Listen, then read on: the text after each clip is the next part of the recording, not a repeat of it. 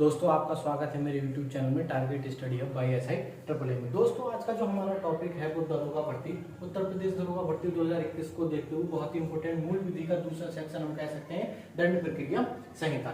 ये आईपीसी की तरह ही है, बस आईपीसी में किस अपराध के लिए कितना दंड है वो बताया गया होता है। प्रक्रिया विधि में जो है वो उस दंड को किस तरह से उसकी प्रक्रिया होगी उसको दिया जाएगा वो बताया गया होता है। ठीक है, यहाँ पर हम प्रक्रिया की बात करेंगे, वहां हम दंड की बात करते हैं। ठीक है, अब दंड प्रक्रिया संहिता को देखते हैं। ये अगर पूछा जाए कि इसका नाम क्या है तो हम बताएंगे दंड प्रक्रिया संहिता 1973। इसको जरूर याद रखना, दंड प्रक्रिया संहिता 1973। ध्यान रखना है, इसको हम बोलेंगे क्या, सीआरपीसी। सीआरपीसी बोलते समय हमें ध्यान रखना है कि आर हमारा हमेशा स्मॉल होना चाहिए क्योंकि ये क्रिमिनल से लिया गया है। ठीक है ना। तो उसके बाद ये आता है कि 1974 का कौन सा अधिनियम, तो हमें याद रखना है कि ये 1974 का अधिनियम संख्या कितना है, 2 है। अधिनियम संख्या कितना है, 2 है। यहाँ पर कुछ 4 बातें हैं जो बहुत ही इंपॉर्टेंट है इस प्रक्रिया को देखते हुए। सबसे पहले तो सवाल ये पूछ लिया जाता है कि राष्ट्रपति ने जो है वो इसको स्वीकृति कब दी थी, सीआरपीसी को राष्ट्रपति ने कब स्वीकृति दी थी। तो आपको याद रखना है कि 26 जनवरी 1974 को सीआरपीसी को क्या दी थी, उसने अपनी स्वीकृति दी थी। ठीक है, यहाँ पर अगर लागू होने की तिथि की अगर बात की जाए तो लागू सीआरपीसी को 1 अप्रैल 1974 को क्या किया गया, लागू किया गया। ये बात हमें याद रखना है। ये 2 बातें बहुत ही इंपॉर्टेंट हैं कि सीआरपीसी में कितने अध्याय हैं, हमें याद रखना है। सदैव कितने हैं, 37 है। और कुल धाराएं कितनी है तो 484 धाराएं हैं। अगर अब कभी आप भूलते हैं तो आप ऐसे भी याद रख सकते हैं 484 वर्ग है किसका, 22 का। इस हिसाब से आप इसको तैयार कर सकते हैं। ठीक है, आगे हम देखते हैं। अगर इसमें जो 37 अध्याय है उसमें जो पहला अध्याय है वो प्रारंभिक का है। ठीक है, पहला अध्याय कौन सा है, प्रारंभिक का है। यहाँ पर प्रारंभिक का जो अध्याय है उसका विस्तार की अगर बात की जाए तो धारा 1 से लेकर कहां तक है, 5 तक है। धारा 1 से लेकर कहां तक है, 5 तक है। अब प्रारंभिक में इसका देखते हैं, यहाँ पर 1 से 5 तक धारा है, उसमें जो तुम्हारी इंपोर्टेंट धारा है वो 1 और 2 है। 1 को भी अगर तुम देखो तो 1 सभी में लगभग एक जैसी होती है कि संहिता का नाम क्या है और विस्तार। तो संहिता के नाम की अगर बात की जाए तो नाम है दंड प्रक्रिया संहिता 1973, दंड प्रक्रिया संहिता 1973। और अगर विस्तार की बात की जाए तो विस्तार अगर पहले देखेंगे आप, जब तक जम्मू कश्मीर जो है वो राज्य था, ठीक है, और यहाँ पर जम्मू कश्मीर को छोड़कर पहले शेष भारत था। पहले विस्तार कहाँ था, ध्यान रखना, मैंने बोला है क्या, पहले विस्तार कहाँ तक था, जम्मू कश्मीर को छोड़कर शेष भारत में था। लेकिन अगर मैं बात करूं अब वर्तमान में संपूर्ण भारत में सीआरपीसी लागू है। ध्यान रखना, वर्तमान में संपूर्ण भारत में सीआरपीसी लागू है। अगर क्वेश्चन आएगा तो वो वर्तमान के बेस पर ही आएगा। ठीक है, अब यहां पर देखते हैं, क्योंकि सीआरपीसी से आपका जो सेक्शन है थोड़ा सा छोटा है तो आपसे कम सवाल पूछे जाने हैं। तो सीआरपीसी के अनुसार अगर आप मेरी एक बात को लिख लें, नोट कर लें कि आपको जो धारा नंबर 2 है, ये मान के चलो, मैं गारंटी लेता हूं कि किसी न किसी शिफ्ट में धारा नंबर 2 से सवाल जरूर होंगे। धारा नंबर 2 जो है वो परिभाषाओं से संबंधित है। सीआरपीसी की धारा नंबर 2 किससे संबंधित है, परिभाषाओं से संबंधित है। यहाँ पर परिभाषाएं कुछ इस तरह, मैंने 2 तरह से लिखी है, यहाँ पर काखा काखा में लिखी है और एबीसी में लिखी है, एबीसीडी। ऐसा क्यों लिखा है मैंने, ऐसा मैंने इसलिए लिखा है क्योंकि कभी कभी एग्जाम में का ना दे करके ए ही दिया होता है विकल्प में, तो उसे आप जल्दी से डिकोड कर सकें। यहाँ पर अगर आप समझेंगे धारा नंबर 2 किससे संबंधित है, परिभाषाओं से संबंधित है। अगर 2 का की बात करें, मतलब हम 2A की बात करें तो 2A में हमको दर्शाया गया है जमानतीय तथा अजमानतीय अपराधों को दर्शाया गया, परिभाषित किया गया है। तो यहाँ पर बताया गया कि जमानती अपराध कौन से होंगे और अजमानतीय कौन से होंगे। अगर कोई भी अपराधी अपने जमानत की शर्तों को पूरा करता है तो वो जमानत पाने का क्या होगा, हकदार होगा। अन्यथा उसको जो जमानत देने का हक होगा वो किसको होगा, जज या न्यायालय के ऊपर होगा। यहाँ पर किस अपराध को जमानतीय कहा जाएगा, किस अपराध को जमानतीय अजमानतीय कहा जाएगा, इसके लिए जो है सीआरपीसी में एक अलग से अनुसूची बनाई गई, अनुसूची नंबर 1। अनुसूची नंबर 1 में ही दर्शा दिया गया है कि कौन से अपराध जो होंगे जमानती होंगे और कौन से अपराध जो है अजमानती होंगे। ठीक है ना, वो आगे हम देखेंगे अनुसूची के बारे में। यहाँ पर अब देखते हैं 2 का खा। ठीक है, धारा नंबर 2 खा या 2B कह सकते हैं। यहाँ पर अपराध के बारे में दर्शाया गया है। अपराध तो आप समझते हैं, चार्ज के बारे में यहाँ पर बात हुई है। अगर हम 2 की बात करें तो 2 में देखेंगे, 2 कह सकते हैं, हम कह सकते हैं 2C।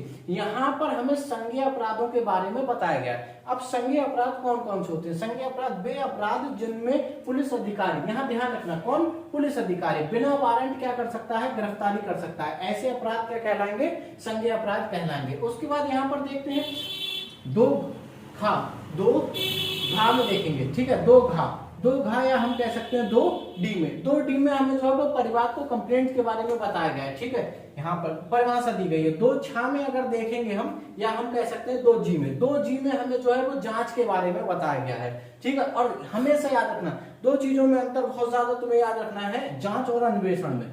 जांच जो है वो न्यायालय, ठीक है, या जज द्वारा की जाती है, समझना मेरी बात को। इन्वेस्टिगेशन के बाद पुलिस अधिकारी जो इन्वेस्टिगेशन करने के बाद जो जज को देते हैं, उसमें क्या वो अपराध सही है या नहीं है, उसकी जांच न्यायालय द्वारा की जाती है, ठीक है। यहाँ पर अगर 2 जा की बात करें, यहाँ पर हम कह सकते हैं 2H, इसमें अन्वेषण, तफ्तीश जिसको हम बोलते हैं, इन्वेस्टिगेशन जिसको हम बोलते हैं, उसको परिभाषित किया गया है, ठीक है। हमेशा याद रखना है किसके द्वारा की जाएगी, पुलिस के अधिकारी के द्वारा की जाएगी। जांच न्यायालय के द्वारा, अन्वेषण या फिर हम कह सकते हैं इन्वेस्टिगेशन या तफ्तीश किसके द्वारा, पुलिस अधिकारी द्वारा। ये दोनों बातें आपको क्या होनी चाहिए, पता होनी चाहिए। अगर 2 ठा की बात करें, या फिर हम कह सकते हैं 2L में हमें जो है असंज्ञेय अपराधों के बारे में बताया गया है, ठीक है, असंज्ञेय अपराधों के बारे में बताया गया है। असंज्ञेय अपराध, बिना वारंट गिरफ्तारी नहीं की जा सकती, ऐसे अपराध जिनमें बिना वारंट गिरफ्तारी नहीं की जा सकती, कौन से अपराध कहलाएंगे, असंज्ञेय अपराध कहलाएंगे। अब यहाँ पर 2 डा में देखते हैं, 2N में यहाँ पर आपको जो है अपराध परिभाषित किया गया है कि अपराध क्या है, ठीक है। यहाँ पर अगर हम 2 अना में देखेंगे, या फिर हम कह सकते हैं 2O में देखेंगे, तो यहाँ पर पुलिस अधिकारी के बारे में बताया गया है, ठीक है। यहाँ पर किसके बारे में बताया गया है, पुलिस अधिकारी के बारे में बताया गया है, जो ऑफिस का, सॉरी यहाँ थाना अधिकारी के बारे में बताया गया, सॉरी थाना अधिकारी के बारे में बताया गया है। यहाँ पर थाना अधिकारी यानी कि ऑफिस इंचार्ज की बात हो रही है, जिस समय उस ऑफिस का चार्ज जिसके पास होगा वो कौन होगा, ऑफिस इंचार्ज होगा। यहाँ पर अगर हम बात करें 2 दा की, ठीक है, हम बात करते हैं किसकी, 2 दा की या 2R की। यहाँ पर 2R में जो हमें है पुलिस रिपोर्ट के बारे में बताया गया है, ठीक है। पुलिस रिपोर्ट क्या होती है, आप समझे, किसी भी मुकदमे की तफ्तीश करने के बाद जो अन्वेषण अधिकारी होता है, ठीक है, या इन्वेस्टिगेशन करने वाला जो पुलिस अफसर होता है, वो सीआरपीसी की धारा 173(2), सीआरपीसी की धारा 173(2) के अंतर्गत एक रिपोर्ट जो है वो सबमिट करता है। जिस रिपोर्ट को वो देता है वो कौन सी रिपोर्ट कहलाती है, पुलिस रिपोर्ट कहलाती है। कौन सी रिपोर्ट कहलाती है, पुलिस रिपोर्ट कहलाती है। और वो किसके अंतर्गत देता है, तो सीआरपीसी की धारा 173(2) के अंतर्गत देता है। यहाँ पर उसके बाद बात करेंगे हम 2 धा में बात करेंगे, ठीक है, या फिर हम कह सकते हैं 2S में। 2S में बात करेंगे, यहाँ पर पुलिस थाना की बात की है। पुलिस थाना मतलब पुलिस स्टेशन हम जिसको बोलते हैं, ठीक है। यहाँ पर क्या बताया गया 2S में या 2 दा में, यहाँ पर पुलिस स्टेशन के बारे में बताया गया।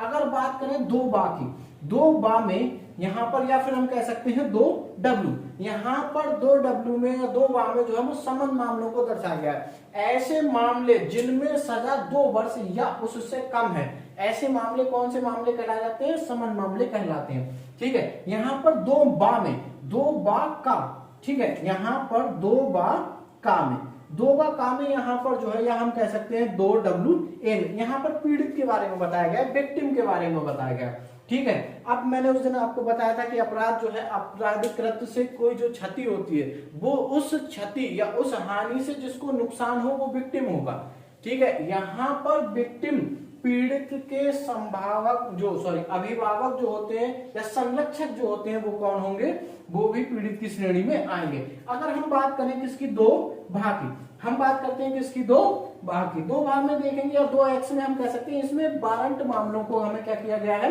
परिभाषित किया गया है। वारंट मामले क्या होते हैं, वारंट मामले को समझते हैं, 2 वर्ष से अधिक, ठीक है, आजीवन कारावास तक, या फिर फांसी वाले मामले क्या कहलाते हैं, वारंट मामले कहलाते हैं, ठीक है। चलिए अब शुरू करते हैं दूसरे अध्याय को, ठीक है। दूसरे अध्याय का अगर हम विस्तार देखें तो धारा 6 से लेकर के धारा 25 का तक तो दूसरे अध्याय का क्या है, विस्तार है। यहाँ पर दूसरे अध्याय का अगर हम हेडिंग देखें तो यहाँ पर है दंड न्यायालय और कार्यालयों का गठन दिया हुआ है। यहाँ पर जितने भी दंड न्यायालय हैं उनका विवरण दिया हुआ है, और जो कार्यालय होंगे उनके गठन के बारे में दिया हुआ है। इस अगर हम अध्याय को अगर ध्यान से देखें तो इस अध्याय में हमें केवल अगर हमें धाराओं के हेडिंग याद है तो काफी अच्छी बात है, ठीक है। कुछ धाराएं जो हमारे काम की नहीं है वो हमने क्या कर दी है, हटा दी है। अगर हम धारा 8 को देखें, धारा 8 जो है वो ये बताती है महानगर क्षेत्रों को बताती है। महानगर क्षेत्र क्या होगा, किसी भी क्षेत्र को राज्य सरकार महानगर क्षेत्र क्या कर सकती है, घोषित कर सकती है यदि उसकी जनसंख्या कितनी है, 10 लाख से कितनी है, अधिक है। अगर किसी भी क्षेत्र की जनसंख्या 10 लाख से अधिक है तो राज्य सरकार उसको क्या घोषित कर सकती है, महानगर क्षेत्र घोषित कर सकती है। धारा नंबर 9 में देखें, धारा नंबर 9 में सत्र न्यायालयों का विवरण दिया हुआ है। ठीक है, धारा 9 में क्या है, सत्र न्यायालयों के बारे में या सेशन न्यायालयों के बारे में दिया हुआ है। धारा अगर 12 में देखें, धारा 12 सीआरपीसी में देखें, यहाँ मुख्य न्यायिक मजिस्ट्रेट जिसको हम बोलते हैं सीजेएम और अपर मुख्य न्यायिक मजिस्ट्रेट एसीजेएम का विवरण दिया हुआ है। यहाँ पर धारा अगर 13 की बात करें, धारा 13 जो है वो विशेष न्यायिक मजिस्ट्रेट के बारे में बताती है, विशेष न्यायिक मजिस्ट्रेट के बारे में बताती है। धारा 20 को अगर देखें, धारा 20 जो है कार्यपालक मजिस्ट्रेट के बारे में बताती है। कार्यपालक मजिस्ट्रेट जैसे एसडीएम, ठीक है। और यहाँ पर जो धारा 21 है वो विशेष कार्यपालक मजिस्ट्रेट के बारे में बताती है जो किसी विशेष उद्देश्य के लिए अपॉइंट किए गए हों। यहाँ पर अगर हम धारा 24 की बात करें, ये काफी इंपोर्टेंट धारा है, आप इस पर जितने चाहे स्टार लगा सकते हैं।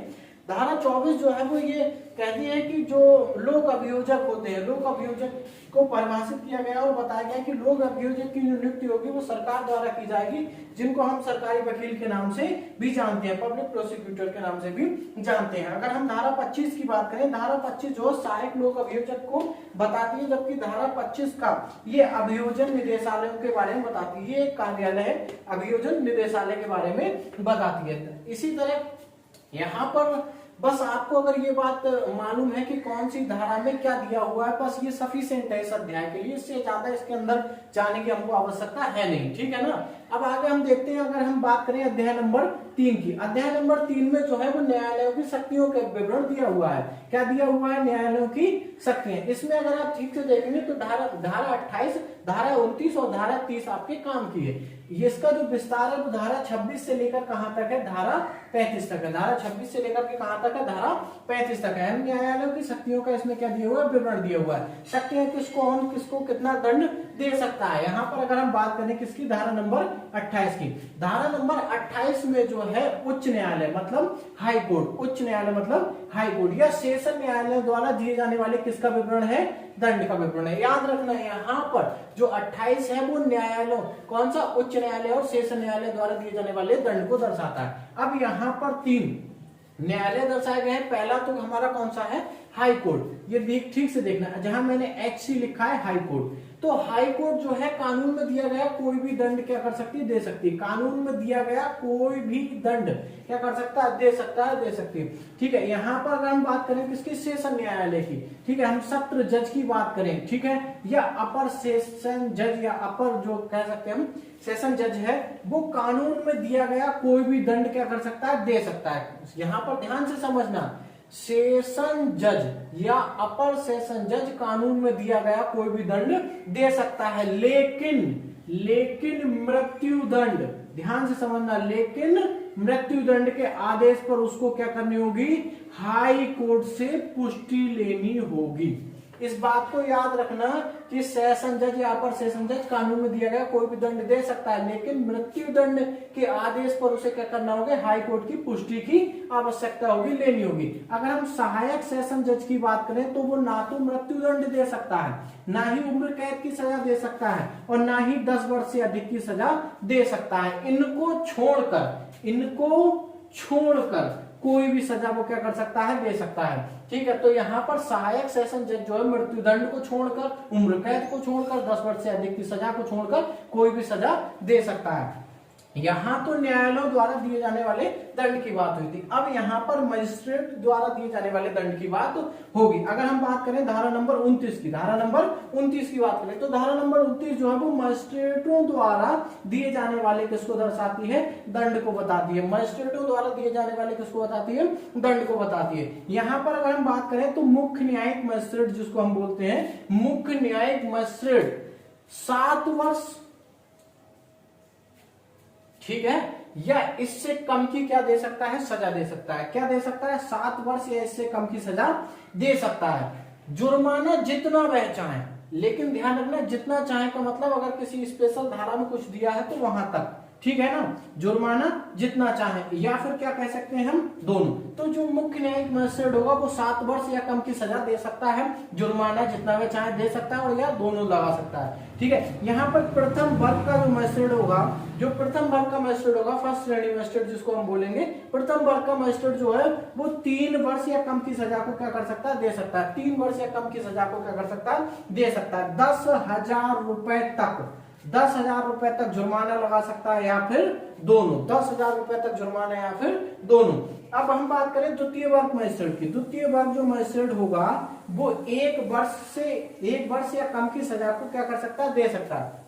द्वितीय वर्ग मजिस्ट्रेट 1 वर्ष या कम की सजा को क्या कर सकता है, दे सकता है। 5,000 रुपए तक जुर्माना लगा सकता है, या फिर दोनों। तो यहाँ पर इस चीज को, यहाँ पर धारा नंबर 28 और धारा नंबर 29 बहुत इंपॉर्टेंट है।